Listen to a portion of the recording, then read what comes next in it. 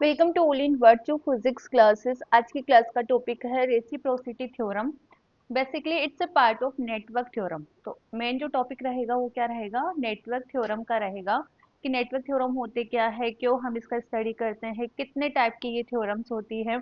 और इसमें जो फर्स्ट टाइप रहेगा वो रहेगा अपना रेसिप्रोसिटी थ्योरम। ठीक है, करें शुरू। सबसे पहले हम बात करते हैं बेटा क्वेश्चंस के बारे में। क्वेश्चन लॉन्ग आंसर टाइप से आता है ठीक है, और शॉर्ट आंसर टाइप से भी आता है। शॉर्ट आंसर टाइप से स्टेटमेंट पूछ लेगा, लॉन्ग आंसर टाइप में आपको पूरा कंप्लीट इसको सेटिस्फाइड करवाना है। ठीक है, तो state the reciprocity theorem of a circuit analysis and stabilize it. आपको इसको प्रूव भी करना है। ठीक है, नेक्स्ट, नेटवर्क थ्योरम होते क्या है। नेटवर्क थ्योरम क्या है, क्यों हम इसका स्टडी करते हैं।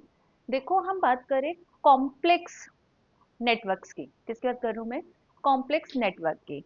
कॉम्प्लेक्स नेटवर्क में कई बार वोल्टेज और करंट हम किरचॉफ लॉ से फाइंड आउट नहीं कर सकते, देन फिर हम कहाँ जाए, उनको हम कैलकुलेट करते हैं by using the network theorem. किससे, नेटवर्क थ्योरम से हम उनको सिंप्लीफाई करते हैं। तो बहुत बेसिक सा यहाँ पे कॉन्सेप्ट है। For analysis of the complex network we use network theorem. Analysis of complex circuit is found to be difficult by Kirchhoff law.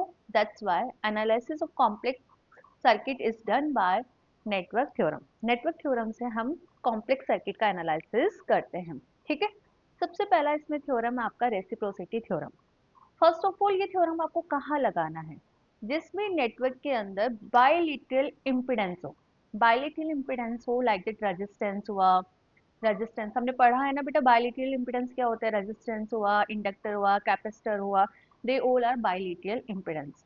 जब नेटवर्क के अंदर आपको बाइलेटरल इम्पिडेंस दिख जाएगा तो आप वहां पे रेसिप्रोसिटी थ्योरम अप्लाई कर सकते हो। ठीक है, स्टेटमेंट क्या बोलता है, स्टेटमेंट ये बोलता है कि वोल्टेज सोर्स यदि एक लूप में लगा हुआ है, मैं बोल रही हूँ वोल्टेज सोर्स यदि फर्स्ट लूप में लगा हुआ है, तो इस वोल्टेज सोर्स की वजह से सेकंड वाले लूप के अंदर भी करंट फ्लो होगा। ठीक है, और यदि यही वोल्टेज सोर्स आपका सेकंड लूप में लगा हुआ है, तो उस वोल्टेज सोर्स की वजह से फर्स्ट वाले लूप के अंदर भी करंट फ्लो होगा। इसे हम बोलते हैं रेसिप्रोसिटी थ्योरम। सिंपल सा स्टेटमेंट है। तो यहाँ पे देखो, डायग्राम भी बनाया है हमने। फर्स्ट लूप में हमने यहाँ पे वोल्टेज सोर्स अप्लाई करा है। ठीक है, तो लेटेस्ट कंसिडर, एक बार मैं इसको इरेज कर देती हूँ ताकि आपको अच्छे से दिखाई दे, और आपको एग्जाम में भी ऐसे लिख के आना है। ठीक है ना, स्टेटमेंट और इसके साथ डायग्राम्स भी मेंशन करना है। देखो इधर, यहाँ पर आपके सामने दो डायग्राम है, दोनों में डिफरेंस क्या है समझ आ गया ना। वोल्टेज सोर्स, फर्स्ट वाले डायग्राम में वोल्टेज सोर्स हमने फर्स्ट लूप में लगाया है, सेकंड वाले डायग्राम में वोल्टेज सोर्स सेकंड लूप में लगाया है। तो वी इमेजिन कि यहाँ पर इसकी वजह से I1 करंट फ्लो हो रहा है, और इस वोल्टेज सोर्स की वजह से सेकंड लूप में भी करंट फ्लो होगा विच इज I2। ठीक है, और यहाँ इम्पिडेंस में जा रहा है I1 माइनस I2 करंट। ठीक है, सिमिलरली बेटा, हम क्या बोल रहे हैं कि रेसिप्रोसिटी थ्योरम बोलती है कि सेकंड लूप में यदि आप वोल्टेज सोर्स लगाते हो, तो ये हमने वोल्टेज सोर्स लगा दिया, तो इसकी वजह से फर्स्ट लूप के अंदर भी करंट फ्लो होगा। लेटेस्ट कंसीडर कि यहाँ पे जो करंट है वो क्या है, I2 प्राइम। यहाँ पर इस लूप क्या बोलते हैं, वोल्टेज सोर्स की वजह से करंट है I1 प्राइम, और यहाँ पर कितना गया, I2 prime minus I1 prime. ठीक है, तो आपको यहाँ पे स्टेटमेंट में प्रूफ क्या करना है, हम बेटा यहाँ पे प्रूफ कर दे कि ये जो फर्स्ट में आप सोर्स लगा रहे हो उसकी वजह से करंट फ्लो हो रहा है सेकंड में which is I2, this is equal to second में जो आप सोर्स लगा रहे हो उसकी वजह से फर्स्ट में करंट फ्लो हो रहा है, मतलब I1 प्राइम। यदि आप ये प्रूफ कर दो कि I2 equal to I1 prime, तो ये रेसिप्रोसिटी थ्योरम का प्रूफ हो जाएगा। ठीक है, तो करें शुरू। पहले स्टेटमेंट लिखो। स्टेटमेंट क्या बोलता है, according to this theorem, if in any one loop a voltage source is connected, then due to this voltage I current flow in other loop। ठीक है, अदर कौन सा है आपका सेकेंड लूप। वाइस वर्सा हम बात करें बेटा, if now the voltage source is connected to second loop, then current I flow in the first loop due to voltage source. और वो प्रीवियस जो स्लाइड में हमने दोनों डायग्राम देखे हैं, वो दोनों डायग्राम आप यहाँ पे मेंशन कर दो। ठीक है, तो यही इसका स्टेटमेंट कहलाएगा। नाउ इसके प्रूफ की ओर पहुंचते हैं। कैसे प्रूफ करना है, जैसे मैंने अभी आपको बताया है सेम वो ही हमने यहाँ पे क्या करना है। Here we consider a complex network. ठीक है, with impedance Z1 Z2 Z3। तो यहाँ पे लूप कितने हुए, दो हुए ना, फर्स्ट लूप एंड ये सेकंड लूप। ठीक है, तो हमने यहाँ पे डायग्राम बनाना और यहाँ पे मेंशन भी करना है कि let us suppose of a complex network which is made up of bilateral impedance Z1 Z2 and Z3, ठीक है। And here A is a voltage source which is connected to first loop. हमने यहाँ पे first of all ए जो source लिया है voltage source, उसको first loop के अंदर कनेक्ट करा है, तो इसकी वजह से सेकंड वाले लूप के अंदर भी करंट फ्लो होगा। तो हम यहाँ पे कंसीडर कर लेते हैं कि इस वोल्टेज सोर्स की वजह से, इस वोल्टेज सोर्स की वजह से कि फर्स्ट लूप के अंदर करंट कितना फ्लो हो रहा है और सेकंड लूप के अंदर करंट कितना फ्लो हो रहा है, ठीक है। So here we define the current in first loop is I1 और इसकी वजह से सेकंड में कौन कितना करंट I2 करंट फ्लो है। तो इधर कितना जाएगा, अंडरस्टूड है, I1 माइनस I2 करंट यहाँ पर जाएगा, ठीक है। सो अब क्या करना है, फर्स्ट लूप और सेकेंड लूप दोनों के लिए किरचॉफ अप्लाई करना है। किरचॉफ कौन सा, किरचॉफ वोल्टेज लॉ अप्लाई करना है। किरचॉफ वोल्टेज लॉ क्या बोलता है, किरचॉफ वोल्टेज लॉ एक पर्टिकुलर डायरेक्शन में for a close loop algebraic sum of voltage कितना होता है, 0 होता है, ठीक है।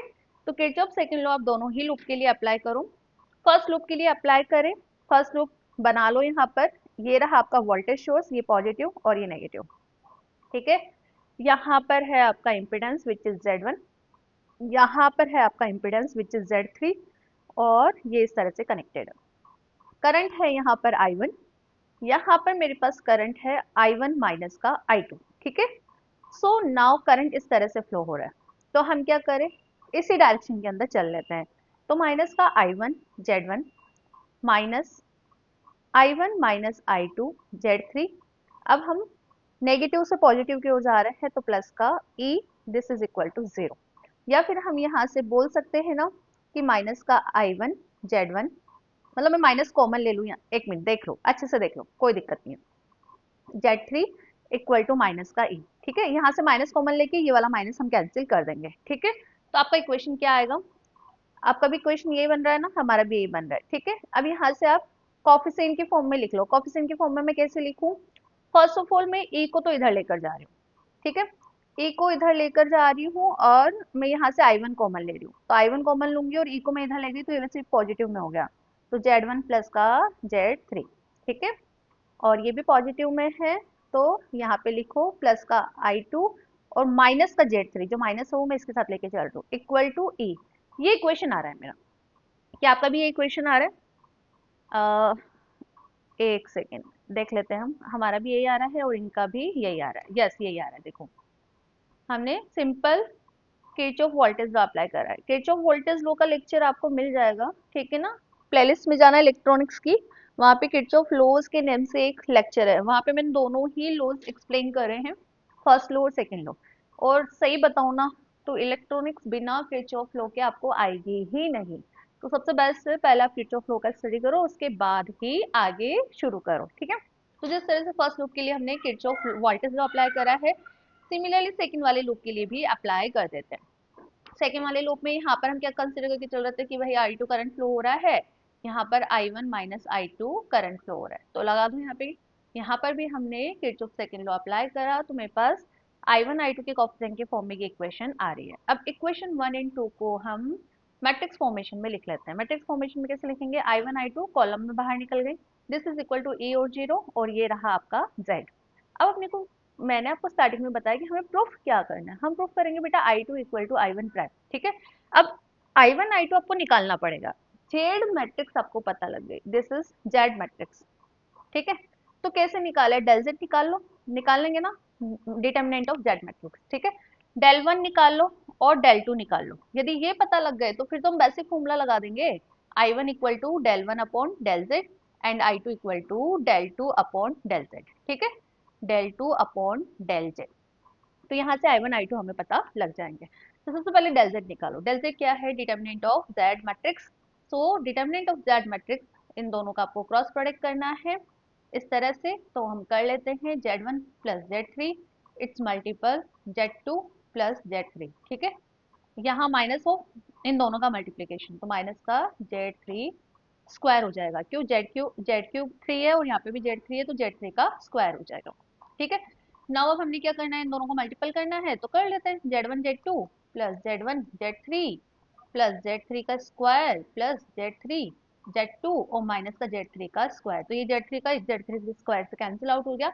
तो बेसिकली अपना जो डिटर्मिनेंट है या मैं बात करूँ डेल Z, वो क्या निकल के आ रहा है, Z1 Z3 plus Z2 Z3, मेरा ये निकल कर आ रहा है। आप भी निकालो और बताओ क्या यही आ रहा है। यस, अपना यही निकल कर आ रहा है। ठीक है, ये रहा आपका del Z। Now del one बताओ। डेल वन क्या करना होता है, जेड मैट्रिक्स का फर्स्ट कॉलम रिप्लेस कर दो ई मैट्रिक्स से। नाउ दोनों का क्रॉस प्रोडक्ट। ठीक है, तो ये वैल्यू आ गई। सिमिलरली डेल टू बताओ। सेकेंड कॉलम को ई कॉलम से रिप्लेस कर दो, तो यहाँ पे हमारे पास डेल टू भी निकल कर आ गया। आई वन आई टू निकाल लोगे, यस अब तो इजी है। कैसे निकाले, I one equal to del one upon del Z ये रही वैल्यू ऑफ आई वन। ठीक है, या फिर हम इसको इस तरह से भी बोल सकते हैं ना, ई मैंने यहाँ पे कॉमन ले लिया, Z2 plus Z3 it's divide by del Z. Similarly I two बताओ। आई टू आई टू का del two upon del Z, तो del two upon del z आप निकाल लोगे, ये वैल्यू रही। इस तरह से हमने आई वन आई टू निकाल लिया। ठीक है, अब क्या करें, अब अभी तो खत्म नहीं हुआ है गेम, गेम अभी बाकी है। अब क्या करना है बेटा, इस लूप को हम, इस वोल्टेज सोर्स को हमें सेकंड वाले लूप के अंदर कनेक्ट करना है। तो इसी के अंदर अब ये वाला डायग्राम बनाओ। अब हमने क्या करना है, वोल्टेज सोर्स को सेकंड वाले लूप में अप्लाई करना है। तो क्या बोलती है रेसिप्रोसिटी थ्योरम, कि इसकी वजह से फिर इस वाले लूप में भी करंट फ्लो होगा। तो यहाँ पे हम कंसिडर कर लेते हैं कि इसकी वजह से इसमें आई टू प्राइम करंट है, इसमें आई वन प्राइम है, इधर कितना गया, i two prime minus i one prime. ठीक है, उसके बाद हम इसको सिंप्लीफाई कर लेंगे, तो i two equal to i one prime यदि आ रहा है तो इसमें रेसिप्रोसिटी थ्योरम करेक्ट है। ठीक है, तो निकाले यहाँ पर भी। क्या करें अगेन यार, कैसे केवीएल लगा दो। केवीएल कैसे लगाए, केवीएल लगा दो फर्स्ट लूप के लिए और सेकंड लूप के लिए। केवीएल यदि हम लगाएंगे तो हमारा फर्स्ट इक्वेशन ये निकल कर आएगा। सेकंड लूप के लिए देखो, यहाँ पे भी क्या करना है, हमने आई वन प्राइम और आई टू प्राइम के कोफिशिएंट्स के फॉर्म में लिखना है, इसलिए मैंने जेड वन जेड थ्री को साथ में लिखा है, आई वन प्राइम इस तरह से लिखा है। ठीक है, सेकंड वाले लूप के लिए भी लगा दो। सेकंड वाले लूप के लिए हमने यह लगाया है, तो ये वैल्यू आ रही है। आप निकाल लेना, बहुत ईजी है, नहीं आए तो कमेंट सेक्शन में कमेंट कर देना, मैं निकाल के बता दूंगी। ठीक है, अब क्या करना है, दोनों ही इक्वेशन को हमें मैट्रिक्स फॉर्मेशन के अंदर राइट डाउन करना है। तो हमने ये मैट्रिक्स फॉर्मेशन में लिख दी, यहाँ से भी हमें डेल जेड पता लग जाएगा। डेल जेड पता लग गया, ये रहा आपका डेल जेड। डेल जेड कैसे, जस्ट इसका डिटर्मिनेंट निकाल दो। निकालो इसका डिटर्मिनेंट, क्या करना है, क्रॉस प्रोडक्ट ना, again Z one plus Z three it's multiple to Z three और माइनस ऑफ जेड थ्री का स्क्वायर। कर लोगे, सिंप्लीफाई कर लोगे ना इसको। ठीक है, अब इसको सिंप्लीफाई करना और डेल जेड बताना कितना आ रहा है। डेल जेड हमारा यहाँ पर निकल कर आ रहा है, अच्छा बेटा यहाँ पे प्लस है बीच में, है ना, इसको करेक्ट करना, प्लस है यहाँ पे बीच में। ठीक है ना, तो इस तरह से डेल जेड हमारा निकल कर आ रहा है यहाँ पे, वही जो पहले निकल कर आ रहा था, Z one Z two plus Z one Z three plus Z three Z two. Now Z one बताओ, ई मैट्रिक्स से रिप्लेस कर दो फर्स्ट कॉलम को जेड मैट्रिक्स में। ठीक है, सिमिलरली डेल टू निकाल लोगे ना। अब नाउ आई वन प्राइम क्या होगा, आई वन प्राइम होगा आपका del one upon del Z, I two prime होगा आपका del two upon del Z. ठीक है, पुट करो वैल्यूज, पुट करें हम, तो आई वन प्राइम कितना आ रहा है, आई वन प्राइम आ रहा है यहाँ पे डेल जेड करना, छोटी छोटी मिस्टेक्स हो जाती है टाइपिंग में, है ना, डेल जेड करना है यहाँ पे, E Z three upon del Z. Similarly आई टू प्राइम कितना आ रहा है, यहाँ पे भी डेल जेड करना है ना, del two upon del Z. तो ये रही आपकी equation of i two prime. तो क्या i two equal to i one prime आ रहा है, या अभी देखो इससे पहले हमने कैलकुलेट करा था, हमारा वो ही निकल कर आ रहा है। ठीक है, आई टू कितना आ रहा है, E Z three upon del Z, और आई वन प्राइम भी कितना आ रहा है, E Z three upon del Z.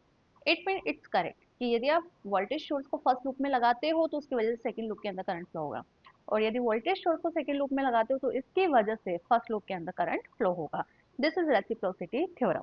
Thank you.